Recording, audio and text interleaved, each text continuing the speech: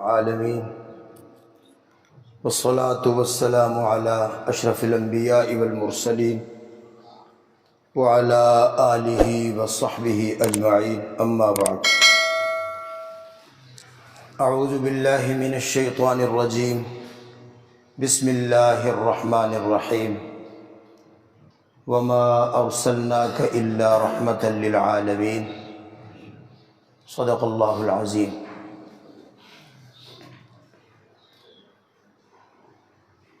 اللہ تبارک و تعالیٰ کے انعامات اور احسانات اتنے زیادہ ہیں جن کا کوئی حساب نہیں، کوئی گنتی نہیں، کوئی اندازہ نہیں۔ قرآن مبین میں اللہ جل جلالہ فرماتے ہیں وَإِن تَعُدُّوا نِعْمَةَ اللَّهِ لَا تُحْصُوهَا، اللہ کی نعمتوں کو اگر تم گننے لگو، شمار کرنے لگو، تو تم ساری نعمتوں کو گن نہیں سکو گے۔ بس ایک مثال دیتا ہوں کہ ہر انسان کے پورے بدن پر سر سے لے کر پاؤں تک پورے جسم پر جتنے بال ہیں، اگر کوئی ان بالوں کو گن لے تو اس سے کئی کروڑ گنا زیادہ اس انسان پر اللہ کے انعامات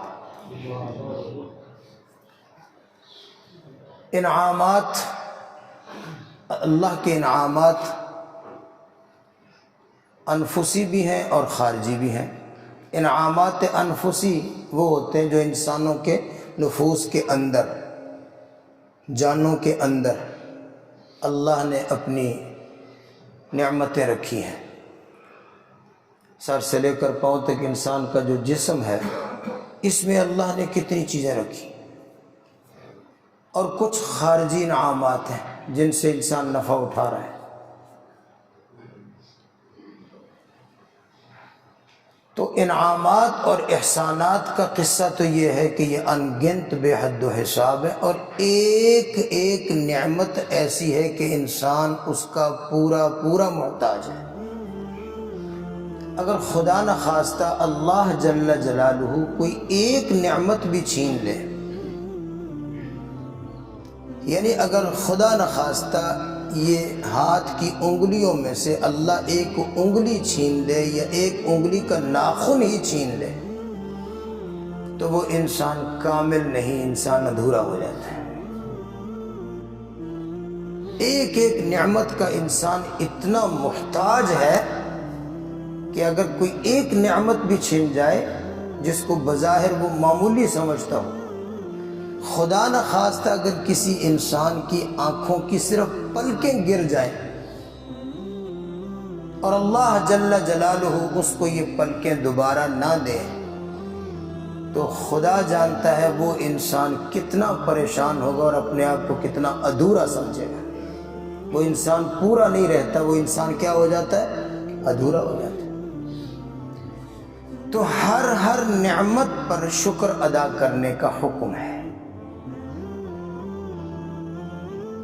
خیر، میں ایک اگلی بات عرض کرنا چاہتا ہوں کہ ان لاکھوں کروڑوں اربوں خربوں احسانات اور انعامات میں سے 4 ایسے بڑے بڑے انعام ہیں جو اللہ جل جلالہ نے صرف ہم پر، یعنی اس امت پر جو آخری امت ہے، آخری نبی کی امت محمدیہ کو اللہ جل جلالہ نے 4 ایسی نعمتیں عطا فرمائی ہیں کہ وہ چاروں نعمتیں پچھلی امتوں کو نصیب نہیں ہوئی، ان کو نہیں ملی،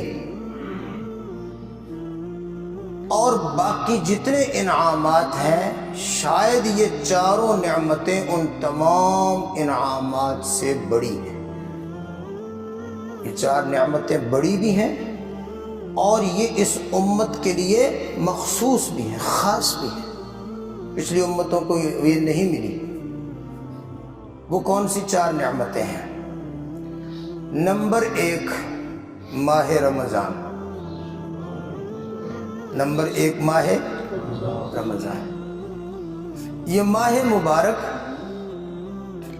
سال کے 12 مہینے پچھلے لوگوں پر بھی گزرتے تھے، پچھلی امتوں پر بھی یہ 12 مہینے گزرتے تھے جن میں رمضان بھی گزرتا تھا، لیکن رمضان المبارک جو برکات اور جو انوارات اور جو احسانات اور انعامات لے کر اس امت کے پاس آتا ہے، اس طرح یہ ماہ مبارک پچھلی امتوں کے پاس نہیں آتا تھا۔ تو ایک انعام اللہ کا بہت بڑا اس امت پر ہوا، وہ ہے ماہ رمضان۔ نمبر 2، دوسرا انعام، بلکہ اس کو میں پہلے ذکر کرتا تو زیادہ مناسب ہوتا، وہ دوسرا انعام ہے جو اللہ جل جلالہ کا سب سے بڑا انعام ہے اور اس امت پر خاص ہے، وہ ہے اللہ کا قرآن۔ وہ کیا ہے؟ اللہ کا قرآن۔ یہ انعام بھی اللہ کا ایسا انعام ہے جو ہے بھی سب سے بڑا اور اس امت کے لیے خاص ہے، پچھلی امتوں کو یہ نصیب نہیں ہوا۔ اور تیسرا انعام جو اللہ جل جلالہ نے اس امت کو نوازا اور اس امت کو وہ شرف بخشا اور پچھلی امتوں کو وہ شرف نہ ملا، وہ کون سا ہے؟ وہ ہے اس امت کے لیے پیغمبر آخر الزمان، پیغمبر آخر الزمان۔ پہلا میں نے کیا عرض کیا؟ ماہ رمضان، اور دوسرا اللہ کا بڑا انعام اللہ کا قرآن، اور تیسرے نمبر پر میں نے عرض کیا، شاید کوئی کہے کہ اس کو تو پہلے نمبر پہ عرض کرنا چاہیے تھا، مگر ترتیب جو ہے وہ میں یہ نہیں کہہ رہا کہ یہ اس ترتیب سے چھوٹے بڑے ہیں، میں 4 گننا چاہتا ہوں۔ تو تیسرا بڑا انعام جو اس امت پر ہوا وہ ہے نبی آخر الزمان صلی اللہ علیہ وسلم، اور چوتھا بڑا انعام جو اس امت کو ملا وہ ہے لیلۃ الغفران، جس کو آپ کہتے ہیں لیلۃ القدر، شب قدر۔ لیلۃ الغفران اس کا نام ہے، غفران کا معنی ہوتا ہے بخشش کی رات۔ تو یہ اللہ کا اتنا عظیم الشان انعام اس امت پر ہے جو پہلی امتوں پر نہیں تھا، اس امت پر خاص ہے، اور وہ کیا ہے؟ لیلۃ الغفران، لیلۃ القدر، لیلۃ الغفران۔ یہ 4 بڑے بڑے انعام ہیں۔ گفتگو کا چونکہ وقت مختصر ہی ہوتا ہے، زیادہ گنجائش نہیں ہوتی لمبی بات کی، ورنہ اگر میں ان چاروں میں سے کسی ایک نعمت پر گفتگو کروں تو بہرحال ایک نمبر پر گفتگو کرنے کے لیے 1 گھنٹہ چاہیے، اور 4 نمبر پورے کر سکوں گا کوئی 4 گھنٹے کی گفتگو ہو تو، لیکن بات کو اتنا پھیلانا مقصد بھی نہیں ہوتا، وقت زیادہ بڑھانا مقصد بھی نہیں ہوتا، مختصر عرض کرنا۔ تو سب سے پہلے میں نے عرض کیا ماہ رمضان۔ رمضان المبارک کا مہینہ اس امت کے لیے اتنا عظیم الشان، اتنے انوارات اور برکات لے کر آتا ہے کہ صرف اگر اتنی ایک بات پر غور فرما لیں کہ جناب رسالت مآب صلی اللہ علیہ وسلم فرماتے ہیں جب رمضان کا چاند نظر آتا ہے تو صرف پہلی رات، چاند رات میں اللہ جل جلالہ کلمہ پڑھنے والے 70,000 لوگوں کی مغفرت فرما دیتے ہیں، اور پھر اسی طرح پہلے دن بھی، اور پھر ارشاد فرمایا وَذَلِكَ فِي كُلِّ يَوْمٍ وَلَيْلَةٍ، اور پھر یہ سلسلہ ہر دن ہر رات چلتا ہے کہ ہر دن اور ہر رات اللہ جل جلالہ 70,000 کلمہ پڑھنے والوں کو معافی دیتے ہیں اور بخش دیتے ہیں۔ اس معافی سے زندہ لوگ بھی فائدہ اٹھا رہے ہیں، جو دنیا سے جا چکے ہیں وہ بھی اس میں شامل ہیں۔ انسان 2 قسم ہیں، کچھ وہ انسان ہیں جو زمین کے اوپر چلتے پھرتے نظر آتے ہیں، اور کچھ وہ لوگ ہیں جو اپنی دنیا کی زندگی گزار کر زمین کے نیچے جا چکے ہیں۔ فرمایا کہ جو زمین کے اوپر ہیں ان کی یہ تمنا ہوتی ہے کہ رمضان جلدی گزر جائے، رمضان ہم سب یہی بات کرتے ہیں کہ یار رمضان کتے 3 نہ ہو جائے 29 روزے ہونے چاہیے پھر عید دا مزہ آندا ہے، کہتے کہ نہیں کہتے؟ یعنی سب کی یہ خواہش اور تمنا ہوتی ہے کہ رمضان کہیں لمبا نہ ہو جائے، بڑا نہ ہو جائے، بس مختصر دورانیہ کر کے جلدی سے چلتا بنے۔ فرمایا جو زمین کے نیچے ہیں وہ یہ تمنا اور آرزو کرتے ہیں کہ رمضان آیا ہے تو کبھی یہ ختم ہی نہ ہو، اس لیے کہ اللہ جل جلالہ ان تمام لوگوں کے عذاب کو اٹھا لیتے ہیں جو اپنے مرنے کے بعد سے قبر کے عذاب میں مبتلا تھے، کلمے والے، ایمان والے جو گناہگار دنیا سے گئے اور عذاب میں گرفتار ہوئے، رمضان کی برکت سے اللہ ان سب کا عذاب اٹھا لیتے ہیں۔ اتنے انوارات اور برکات ہیں، اتنے انعامات اور احسانات ہیں کہ فرمایا کہ من ادا فیہ تطوعا کان کمن ادا فریضۃ، اس ماہ مبارک میں کوئی نفل عبادت کا ثواب اللہ جل جلالہ نفل عبادت کا ثواب کتنا بڑھاتے ہیں؟ ایک نفل کا 10 نفل کے برابر، ایک نفل کا 100 نفل کے برابر، ایک نفل کا ثواب 1000 نفل کے برابر۔ فرمایا نہیں، اللہ جل جلالہ ایک نفل کا ثواب اتنا بڑھاتے ہیں کہ فرض کے برابر کر دیتے ہیں۔ اور فرمایا اللہ جل جلالہ فرض کا ثواب من ادا فیہ فریضۃ کان کمن ادا 70 فریضۃ، اللہ جل جلالہ فرض کا ثواب اتنا بڑھا دیتے ہیں کہ ایک فرض کا ثواب اللہ 70 فرضوں کے برابر کر دیتے ہیں۔ میں شروع رمضان سے اپنے تمام بیانات اور دروس میں ایک بات تمام لوگوں سے کہتا آ رہا ہوں، آپ سے بھی عرض کر دیتا ہوں کہ دیکھیں قرآن پاک کی یہ رمضان کا مہینہ قرآن کا مہینہ ہے، تو میں نے قرآن پاک کو بھی انہی 4 نعمتوں میں آپ کے سامنے ذکر کیا۔ تو قرآن پاک کی چھوٹی چھوٹی صورتوں میں سے ایک صورت مبارکہ ہے سورۃ الزلزال۔ حدیث پاک میں کہ اگر کوئی شخص اس صورت کو 2 مرتبہ پڑھے تو ایک قرآن ختم کرنے کا ثواب ہوتا ہے۔ اچھا، اس کے ساتھ ہی ایک صورت مبارکہ ہے سورۃ العادیات، اس کے متعلق بھی حدیث میں کہ اس کو 2 مرتبہ پڑھے تو ایک قرآن ختم کرنے کا ثواب ہوتا ہے۔ پھر آگے چلیں قرآن پاک کی چھوٹی چھوٹی صورتوں میں سے، چھوٹی چھوٹی کا مطلب ہے الفاظ و آیات چھوٹی ہیں، تعظیم اور عظمت ان کی چھوٹی نہیں ہے۔ ایک صورت مبارکہ سورۃ الکافرون، اس صورت مبارکہ کو 4 دفعہ پڑھیں تو ایک قرآن ختم کرنے کا ثواب ہوتا ہے۔ اس کے ساتھ صورت مبارکہ ہے سورۃ النصر، اذا جاء نصر اللہ والفتح، اس صورت مبارکہ کو بھی 4 دفعہ پڑھنے سے ایک قرآن ختم کرنے کا ثواب ہوتا ہے۔ اور سورۃ الاخلاص قل هو اللہ شریف جو صورت ہے، اس صورت مبارکہ کو 3 دفعہ پڑھنے سے ایک قرآن ختم کرنے کا ثواب ہوتا ہے۔ اور سورۃ الفاتحہ الحمد شریف جو ہے، اس صورت مبارکہ کو اگر کوئی 3 مرتبہ پڑھے تو 2 قرآن ختم کرنے کا ثواب ہوتا ہے۔ تو میں نے یہ جتنی صورتیں چھوٹی چھوٹی آپ کو گن دی ہیں، اگر ان صورتوں کو اس تعداد کے مطابق اگر کوئی آدمی پڑھے تو 4 یا 5 منٹ لگتے ہیں۔ کتنے منٹ لگتے ہیں؟ 4۔ میں ذرا آپ تھوڑا سا آپ اپنا توجہ مجھے دے دیں کہ 4 یا 5 منٹ لگیں گے اور 7 قرآن ختم کرنے کا ثواب ہوگا۔ کتنے قرآن؟ 7۔ اگر اللہ ہمت دے دن رات میں ایک دفعہ سورۃ یاسین پڑھ لیں تو سورہ یاسین مبارکہ ایک دفعہ پڑھنے سے 10 قرآن ختم کرنے کا ثواب ہوتا ہے۔ تو میں ساتھیوں سے درخواست کیا کرتا ہوں کہ کیا ہمارا بگڑ جائے گا یا ہماری کتنی طاقت خرچ ہو جائے گی اگر ہم ہر نماز کے ساتھ کوئی 4 منٹ پہلے یا بعد میں یہ کوشش کرنے کی یہ جو میں نے صورتیں جس عدد کے ساتھ بتائی ہیں یہ پڑھ لیا کریں تو 7 قرآن ختم کرنے کا ثواب ہر نماز کے ساتھ، اور 5 نمازیں تو کتنے قرآن ختم ہو جائیں گے؟ ہاں جی 35 قرآن پاک ختم ہو جائیں گے۔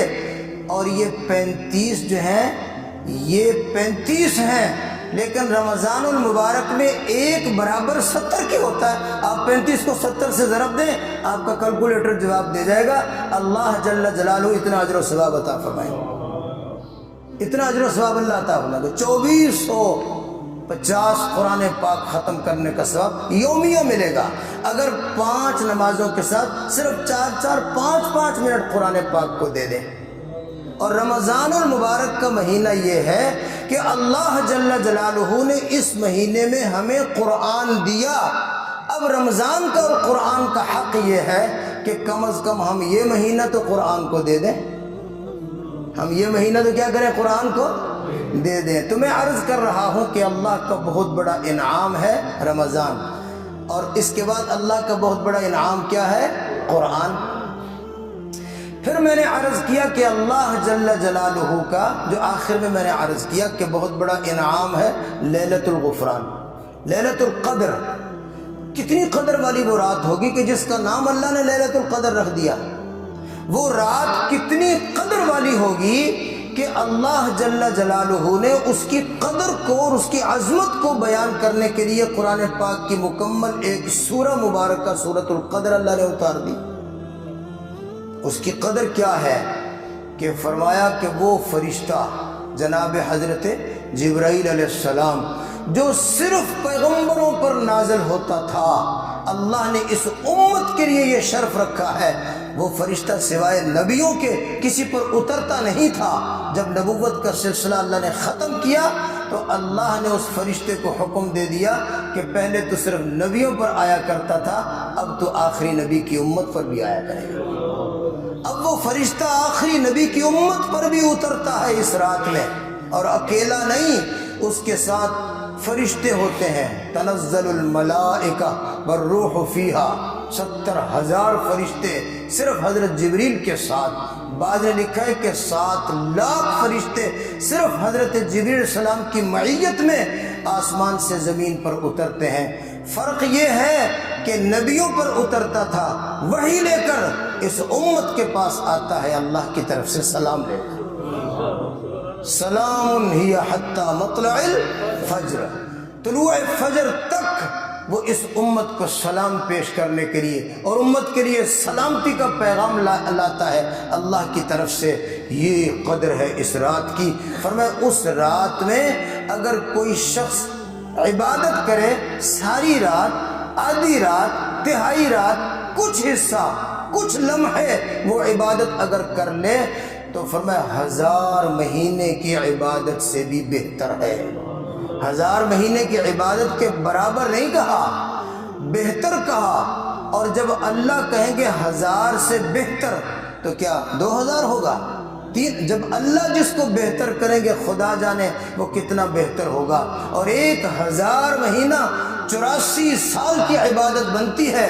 2 نفل پڑھنے سے 84 سال سے بھی زیادہ عبادت اللہ میرے اور آپ کے کھاتے میں لکھ دیں گے. بتائیے یار یہ رات کتنی بڑی نعمت. اور ایک جو میں نے عرض کیا کہ وہ تو نام لینے سے ہی مسلمان کا سینہ ٹھنڈا ہوتا ہے کہ اللہ جل جلالہ نے ہمیں یہ شرف بخشا کہ ہمیں اللہ نے اپنا آخری نبی دیا, پیغمبر آخر الزمان. اللہ نے وہ آخری پیغمبر ہمیں عطا فرما دیا. میں عرض کیا کرتا ہوں میرے بھائیوں, ہمارے پاس یہ بہت بڑا سرمایہ ہے, بہت بڑی دولت ہے, عظیم الشان سعادت ہے کہ میرا اور آپ کا رشتہ گنبد خضرا کے ساتھ ہے. اس رشتے میں کبھی کمزوری نہ آنے پائے, یہ رشتہ ٹوٹنے نہ پائے. اس نعمت کی قدر کر لیں. بعض دفعہ ہمارے نوجوان ساتھی باہر ملک میں جاتے ہیں, پھر وہاں کی صاف ستھری سڑکیں دیکھتے ہیں, ذرا صاف ستھرا ماحول دیکھتے ہیں, کچھ ترقی دیکھتے ہیں, کچھ پیسہ روپے کے ریل پیل دیکھتے ہیں, تو نعوذ باللہ ایسا لفظ بول دیتے ہیں ساڑھے نالوں تو وہی چنگے رہے, ساڑھے نالوں تو وہی چنگے نے, میرے نالوں چنگا کون ہو سکتا ہے. میرا رشتہ جو ہے وہ گنبد خضرا کے ساتھ ہے. میرا رشتہ اس ذات کے ساتھ ہے کہ جب اللہ جل جلالہ نے اس پیغمبر کو جب معراج پر بلایا تو 7 آسمانوں سے بھی زیادہ ان کی پرواز تھی. تو یہ سب سے بڑا اللہ کا انعام ہے. باقی جتنے انبیاء علیہم السلام تشریف لائے اللہ جل جلالہ نے تمام پیغمبروں کو، ان کی نبوت کو، تمام نبیوں کی نبوت اور رسالت کو دو دائروں میں محدود کیا ہے، دو دائروں میں محدود کیا ہے۔ مثلا ہر نبی کی نبوت کا دائرہ اللہ نے مقرر کیا کہ آپ کی نبوت اور رسالت کا ایک دائرہ ہے، وہ کیا کہ آپ اپنی قوم کے نبی ہیں، قوم کے علاوہ دوسرے لوگوں کے آپ نبی نہیں، صرف آپ اپنی قوم کے ان کو دعوت دیں گے۔ آپ سب لوگ قرآن پاک ماشاءاللہ پڑھتے ہیں، حافظ تو کیا ہی بات ہے، جو باقی لوگ ناظرے پڑھنے والے ہیں، ایک دفعہ قرآن پاک آپ اس تصور کو ذرا دیکھ کر خیال کر کے پڑھیں کہ جہاں بھی آپ قرآن پاک میں کسی پیغمبر کا نام دیکھیں گے نا، پیغمبروں کا نام جب آتا ہے تقریباً ہر مسلمان جان لیتا ہے کہ یہ کسی نبی کا نام ہے، تو آپ ضرور دیکھیں گے کہ جہاں قرآن پاک میں کسی پیغمبر کا نام آئے گا تو ان کے نام کے ساتھ ہی اوپر نیچے اسی سطر میں یا آگے پیچھے آپ کو قوم کا لفظ بھی ملے گا، قوم کا لفظ آپ کو ملے گا۔ انا ارسلنا نوحا الی قومہ، ہر پیغمبر کے ذکر میں آپ کو لفظ قوم ملے گا۔ تو نبیوں کی نبوت ایک دائرہ محدود تھا کہ آپ اپنی قوم کے نبی ہیں، دوسری قوم میں ہم دوسرا نبی بھیج دیں گے، آپ اپنی قوم کے نبی ہیں۔ نمبر دو، ہر پیغمبر کی نبوت کا ایک دائرہ تھا، وہ کیا کہ آپ صرف اپنے زمانے کے نبی ہیں، جب آپ کا زمانہ ختم ہوگا ہم نئے نبی کا زمانہ شروع کر دیں گے۔ یہ دو دائروں میں بند تھی ہر نبی کی نبوت، ان دائروں میں محدود تھی، لیکن جب سرکار دو عالم صلی اللہ علیہ وسلم کو اللہ جل جلالہ نے اپنا پیغمبر بنا کر مبعوث فرمایا تو دونوں دائروں کو ختم فرمایا۔ یہ نہیں کہا کہ ارسلناک الی قومک، یہ نہیں کہا، ارسلنا نوحا الی قومہ ہی کہا، لیکن پیغمبر کی بات آئی تو یہ نہیں کہا کہ آپ کو قوم کی طرف بھیجا، بلکہ فرمایا وما ارسلناک الا رحمتا للعالمین، سارے عالمین کے لیے نبی بنایا۔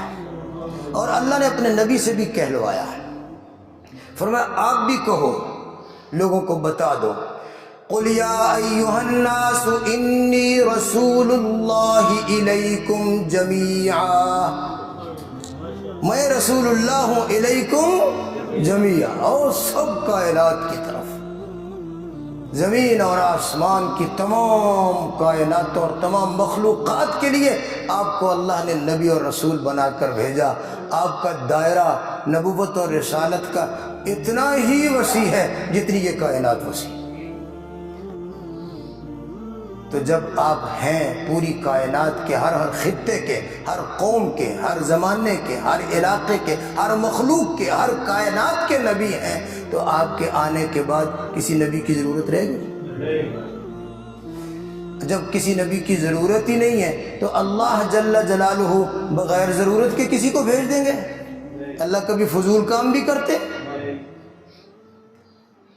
تو کسی نبی کا مزید کسی نبی کے متعلق سوچنا کہ نبی آئے گا، یا کوئی بدبخت دعویٰ کر دیتا ہے تو یہ بات ہر مسلمان اپنے دل میں راسخ اور مضبوط کرے، کوئی ضرورت نہیں تھی تیری، اور اللہ کو کوئی ضرورت نہیں تھی کسی نبی کو نبی بنا کر بھیجنے کی کسی کو، لہذا تم جھوٹے اور دجال ہو، پیغمبر پاک صلی اللہ علیہ وسلم کے بعد کسی کی کوئی ضرورت نہیں، قرآن پاک کے بعد کسی وحی کی کوئی ضرورت نہیں ہے۔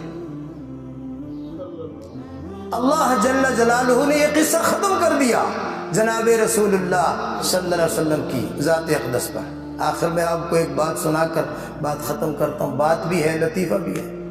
مجھے ایک دفعہ کئی سال پہلے کی بات ہے، مجھے ایک دفعہ فون آیا، جب میں نے کان سے لگایا تو کسی لڑکی کا، کسی خاتون کا فون تھا کہ جی آپ سے ایک مسئلہ پوچھنا ہے۔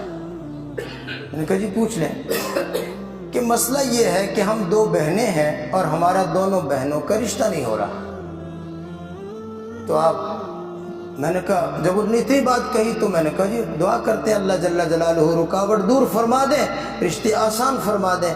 تو کہنے لگے نہیں، آپ کو جو فون کیا آپ سے ایک مسئلہ پوچھنا ہے۔ ہمارا رشتہ اس لیے نہیں ہو رہا کہ ہم دونوں بہنوں کے دونوں ہاتھوں کی 6 انگلیاں ہیں۔ بعض دفعہ ہوتی ہے نا کوئی زائد انگلی بھی کسی کی ہوتی، تو ہم 2 بہنیں ہیں، ہم دونوں بہنوں کے ہاتھوں کی کتنی انگلیاں؟ 6 انگلیاں۔ تو ویسے ہماری شکل و صورت تو لوگ پسند کر لیتے ہیں، ہر لحاظ سے ہمیں پسند کر لیتے ہیں رشتے والے، لیکن جب وہ دیکھتے ہیں کہ یہ ہاتھ کی انگلیاں کیا ہیں؟ 6 ہیں، تو اس وجہ سے وہ رشتہ کیا کر دیتے ہیں؟ مسترد کر دیتے ہیں۔ تو مسئلہ آپ سے یہ پوچھنا ہے کہ کیا شرعی طور پر اجازت ہوگی کہ ہم آپریٹ کروا کے اپنی یہ زائد ایک انگلی جو ہے وہ کٹوا دیں؟ یہ مسئلہ پوچھا، سمجھ رہے ہیں بات؟ تو جب وہ ساری نوعیت بتائی تو میں نے کہا جی کوئی حرج نہیں ہے، آپ کسی باہر ڈاکٹر سے مشورہ کریں، اگر وہ سمجھتا ہے کہ بھئی یہ کام آسانی سے ہو سکتا ہے تو ایک انگلی کاٹ کر پھینک دے تاکہ آپ کا عیب بھی دور ہو جائے اور رشتے کی رکاوٹ بھی کیا ہو جائے۔ حالانکہ دیکھیں بھئی ہاتھ سے پکانی تو روٹیاں ہیں، تو 5 انگلیوں والی جو روٹی پکاتی ہے 6 انگلیوں والی تو بڑی روٹی پکا سکتی ہے نا، تو فائدہ تو زیادہ ہوگا۔ میں نے ایک دفعہ یہی بات عرض کی تو علامہ زاہد الراشدی صاحب کی خدمت میں نے کہا اس طرح بات ہے، تو کہنے لگے یار 6 انگلیوں والی تو مکہ بھی اچھا مار سکتی ہے نا اس کا تو مکہ بھی بڑا ہوگا، یہ فائدہ ہے۔ لیکن بہرحال یہ کیا ہو گیا رشتے میں رکا، میں نے مسئلہ بتا دیا، مسئلہ تو میں نے بتا دیا، بعد میں ایسا کوئی عجیب واقعہ تو پھر آدمی سوچتا رہتا ہے، تو سوچتے سوچتے میرے ذہن میں ایک بات آئی، عرض کر دوں؟ بس یہ بات عرض کر کے آپ سے اجازت لوں گا۔ جناب رسول اللہ صلی اللہ علیہ وسلم اپنے تقریباً ہر خطبہ میں اکثر حضور یوں ارشاد فرمایا کرتے تھے انا والساعۃ کہاتین، کہ میں اور قیامت ہم دونوں ایسے ہیں، یعنی میں قیامت کا نبی ہوں، میرے بعد کسی نبی نے نہیں آنا بلکہ کس نے آنا ہے؟ قیامت نے۔ انا والساعۃ کہاتین، حضور ایسے اشارہ فرماتے، اکثر خطبوں میں یہ آتا ہے کہ آپ ایسے انا والساعۃ کہاتین، میں اور قیامت ایسے۔ مطلب کیا تھا کہ جیسے یہ انگلی ہے اس کے ساتھ یہ میں ہوں، یہ قیامت ہے، درمیان میں کوئی آپ کو انگلی نظر نہیں آ رہی، یعنی درمیان میں کوئی پیغمبر نہیں ہے۔ تو میں نے کہا کہ اگر بالفرض کسی کی زائد انگلی اگ کے آ جائے تو وہ کاٹنی پڑے گی، وہ عیب ہوگا، وہ حسن۔ تو اگر نبی علیہ السلام اور قیامت کے درمیان کوئی اگ کے آ جائے نا کہ میں بھی کیا ہوں؟ اللہ کا نبی ہوں، مجھے نبی مان لو، مجھے رسول مان لو، جیسے مرزا غلام قادیانی آ گیا، یہ جیسے ہر زمانے میں کوئی نہ کوئی بدبخت آ جاتا ہے تو سمجھ جاؤ ایک وادو انگلی ہے، تو اس کا رشتہ کوئی قبول نہیں کرے گا، اس انگلی کو کاٹ کے پھینکنا پڑے گا۔ یہ امت کے لیے حسن نہیں ہوگا بلکہ امت کے لیے عیب ہوگا، اور نبی حسن ہوتا ہے، نبی عیب نہیں ہوتا۔ جھوٹا نبی عیب ہوتا ہے، سچا نبی جو ہے وہ کیا ہوتا ہے؟ حسن ہوتا ہے۔ اللہ جل جلالہ آپ حضرات کا بیٹھنا قبول فرمائے۔ کوئی ٹوٹی پھوٹی باتیں عرض کی ہیں، اللہ تبارک و تعالی ہم سب کو رمضان کی قدر نصیب فرمائے، اپنے انعامات کی قدر نصیب فرمائے۔ سبحان ربک رب العزت عما یصفون وسلام علی المرسلین والحمد للہ رب العالمین۔ اللہم صلی علی سیدنا و مولانا محمد وعلی آل سیدنا و مولانا محمد۔ رب ارحمہما کما ربیانی صغیرا، ربنا هب لنا من ازواجنا وذریاتنا قرۃ اعین واجعلنا للمتقین اماما۔ اللہم انت ربی لا الہ الا انت خلقتنی وانا عبدک وانا علی عہدک ووعدک ما استطعت، اعوذ بک من شر ما صنعت، ابوء لک بنعمتک علی وابوء بذنبی فاغفر لی فإنہ لا یغفر الذنوب الا انت۔